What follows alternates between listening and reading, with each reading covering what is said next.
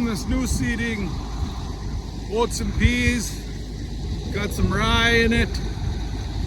And then obviously a new seeding of alfalfa, and there's supposed to be some grasses coming, some clover. I don't know if you can, I don't know. There's definitely the alfalfa here. Got some weeds. I mean, forbs, they make good feed. That's not bad. There's some clover. I'd assume the grass will show up here once this is cut off and stuff, but yeah, we might be a little late to the game to get the optimum quality out of this, but then with all of this rye that was out here, we probably never would have got the quality that I really would have wanted for the dairy cows. But we'll see. I mean, the alfalfa is prime, so that'll really jack up that quality. The oats had just pushed its heads out the other day, and the peas, they're just starting to flower. So I don't know, can't complain too much, I guess, with where it is when we're cutting. I'm optimistic that we might be able to get this off the field tomorrow before the rain comes Wednesday. That would be the ultimate goal.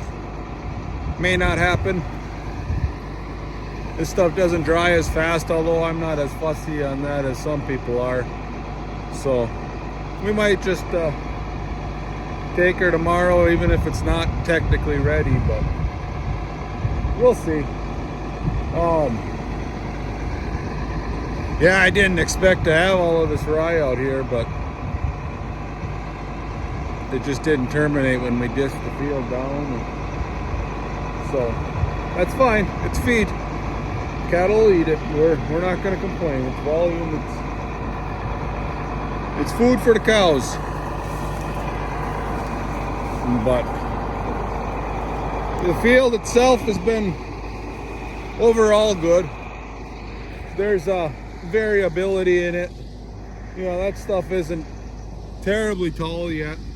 If we had waited another week, you'd have had peas climbing up closer to the tops of those rye, I suppose. You know, and had putting on a pod, and you'd have got a lot more out of it. We didn't plant it that heavy. The goal was just to get a good hay field here this year. I mean, Lord willing, there will be a good hay field. The last few tries at hay, they haven't been the best, so I mean, there's been, that field out there, it ain't terrible. It's just that it's lighter ground on those hills back there and whatnot, so. But the field has some variability in it. So you can see that we've been lacking moisture. I mean, we've had, especially lately, we've had rain, which really helped bring the crop up, and cooler weather helped, I suppose, too, bring this up. This stuff doesn't enjoy the heat as much, you know. It's a cooler season. Oats and peas, they're for cooler season growing. You get onto the little bit higher spots in the field, and the crop, it just kind of, you can just see the volume just drop down, so it's not as great. I mean, you just look, I don't know if you can pick it up, but I mean, there's heavier windrows here, and then right over there, kind of in that area, there's a spot where I suppose the water just kind of ran or something, I don't know. It just sits a little bit lower over there and a little bit lower over there, and it's just a lot heavier crop, you know. And this spot right here is a lower spot, and so it must just hold more moisture there, I suppose. Makes sense to my mind. Gonna have to be careful as we progress on here.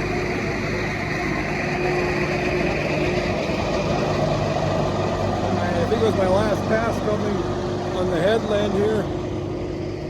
There was a, oh, you can see that deer right there. I think you can see that. Can you see that? Maybe you can't. There's a deer standing right there, which makes me think there's probably a baby fawn right there too. Because that deer ran slowly out of the field into the woods, and now it's back right there, which makes me think that I gotta watch out because there's probably a fawn sitting right there. We don't really want to kill the fawn. Those are the things. I mean, it looks like it'd be great cover, you know. Just if you see there's a good spot to hide or fawn, you know, there's less flies, I suppose, and whatnot in the field than there is in the woods, so a little bit better, but anyway. So, I don't know. She might get mad at me if I walk over there. I don't know if you guys were able to see that or not.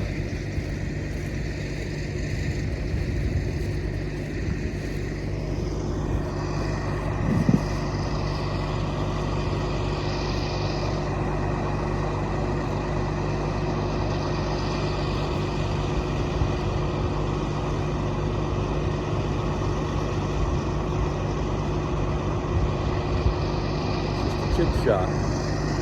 Well, we'll leave her be for now, and we'll try not to kill her baby.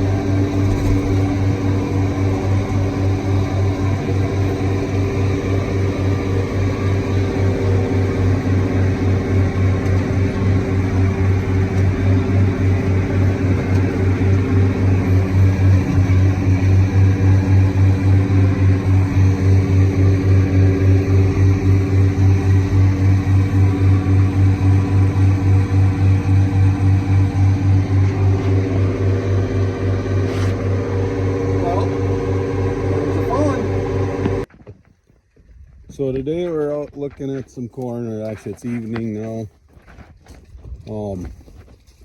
This stuff here, this is a Bass hybrids corn. It's I think it was a Tess is the name of it. It's a 93 day, I believe. This was a soybean field last year. It had liquid manure on it, and it had rye, and we did run the disc over these acres, and no deep tillage, just a disc. But this is, you know, where we're at right now. It's July, I don't know, 8th maybe. And so then on this side, over here, that's a Robseco. This was a hayfield last year. We no-tilled into this one. And yeah, I mean, you can't see much of a difference. This is an 86-day corn. This is a 93-day corn. This is conventional. This is Roundup. I don't know, it might even been a Liberty product, I don't know. But both are looking really good. We're thankful for what we got growing here.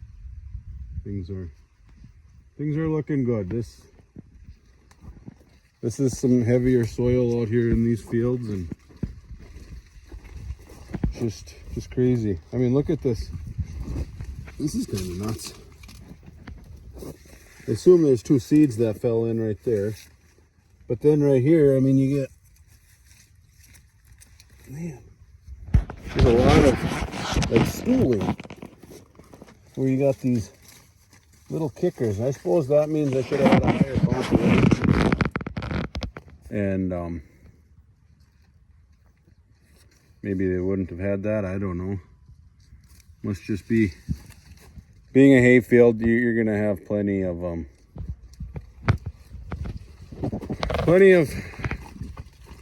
fertility, I guess is the word I'm looking for. And yeah, so these are looking good. Over here we got this hayfield that I punched that sorghum Sudan grass into. We're gonna probably cut her, weather permitting, next week maybe. I don't know. You can see there's flowering going on with that, but then you can see we got this sorghum Sudan grass starting to poke through. So it's not, I mean, it's really pretty good sorghum Sudan here. Then there's less and a little better alfalfa. So it's going to be variable, but overall I think we're going to like what we have here. Yep. Okay, now we're walking into a Kingfisher variety corn. It's a 95-day silage corn. And you can see we still got a dead deer sitting right there. We haven't figured out that fuel issue. I guess we haven't taken the time to figure it out. But this corn, it's pushing a little bit taller in spots, and then in spots it kind of tapers down. There's probably some pretty heavy residue. I noticed as it was earlier growing, where there was a lot of residue from the cereal rye last year, and it didn't get incorporated very good. We just dissed it, and it was holding back the corn. There is, I suppose, some could have used some nitrogen or something to try burn some of that residue down. That when you get your carbon to nitrogen ratio off, it'll slow things down. And I'm assuming it's something like that. I mean, there's smarter people than me that can explain that kind of stuff better, but I think this will turn out to be a pretty good field too. Can't complain too much with what I'm seeing here. Walking into another field of Kingfisher. This was a no-till corn right here. Really liking what we're seeing. This is corn on corn. No-tilled last year, no-tilled this year. It's that 95-day Kingfisher. Really pleased with how things are looking in this field. It looks like it drops off a little bit right there, so I'm not standing. You know, it's a little bit shorter over here, but must have got more liquid manure right there. We have not put any fertilizer on these acres of mine since planting. They got their Monty starter, whatever, and the liquid manure, and that's all that they've had this year. And well, I shouldn't say that. Some of them had gypsum on them too, but not all of them. But yeah. One more field I'm going to show, maybe two, I don't know. There's just a quick look at the soybeans. They're coming along nicely too. 22-inch rows, canopying in. So, looking like a pretty good year so far. Hope it continues. Okay, so here we're walking into another field. We did have some of this where on this headland especially, like it was really bad. Of course, it's right by the driveway going into the farmyard. We had some poor emergence. I don't know if the ground was a little bit too wet, and so like maybe the tractor drove and compacted harder there or something. I'm not sure. No, this is another bass one. This is Vanessa. It's 103-day corn. I posted a little bit about this the other day on Facebook. This leaf, these are just massive leaves growing here, and it's kind of a unique looking. I don't know if this is normal or not, but it's kind of like it. These leaves, they just kind of fold out. That's the and it's not. It hasn't started like this leaf doesn't push up. Like right there, there's some taller corn. That's kingfisher. That's the same stuff as the field we were at back there. And it's a little bit different. Kind of a unique growing corn. I kind of like it. I do really like these massive leaves. You know, so like here when you look at this stuff, you see how it's so much more upright. Like it's just like it's pushing higher. You know, I suppose if this was growing like that, it would be just as tall if those leaves didn't fold out. And so I have to believe that that's going to take on more sunlight, more photosynthesis growing like this. Maybe I'm wrong on that, but it's just my speculations. I don't know. Maybe somebody from Bass will show up here eventually and inform me of this is normal or what. I don't know. Kind of fun to watch something different, something new.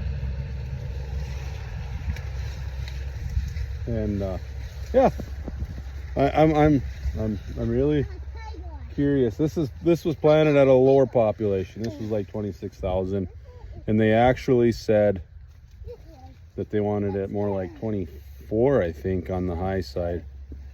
But I don't know. I had a hard time wrapping my mind around 24,000 because when you're planting at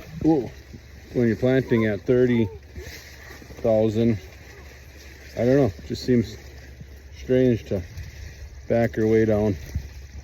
So yeah, we got probably our nicest looking corn is out there. Maybe we'll run out there and look at that one too. Okay, so we're in a field of my dad's corn. This was a Stein field, I believe, Stein corn. And yeah, this one's growing pretty good. Now this was a hay field, many years of hay, and we did disc this field because we had solid manure spread on some of it that was I didn't want to try plant through that solid manure. So yeah, this maybe is why this one's pushing a little bit more than some of the other ones, because they weren't planted, you know, within a day or two of each other. Like it wasn't much difference. So now this Stein corn, maybe just a really good variety, and it's just doing. We've had some pretty impressive Stein corn too. in the few years that we planted it. So yeah, that's kind of a summary. There is some, obviously the corn got short here. There is some of my dad's corn that it's not nearly this nice. It's on rented ground that isn't as fertile, I suppose, and he did put some fertilizer on it from the local, not elevator, but local co-op, and hopefully with the rains that we've had, it'll shoot up and get to looking more like this stuff does. So this is the oats and peas field that I showed you some of that at the beginning of this video. This is the regrowth that we got coming here. I can't complain about what I'm seeing here.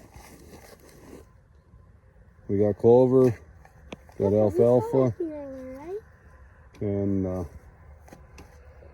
it's just setting up to be a nice hayfield for years to come, I think, which is what we wanted.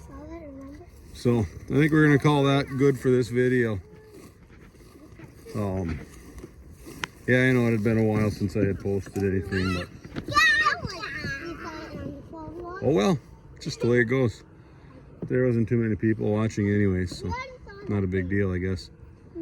And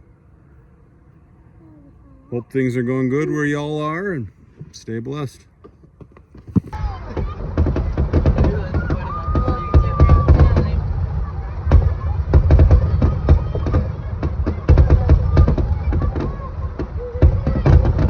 America, baby, America!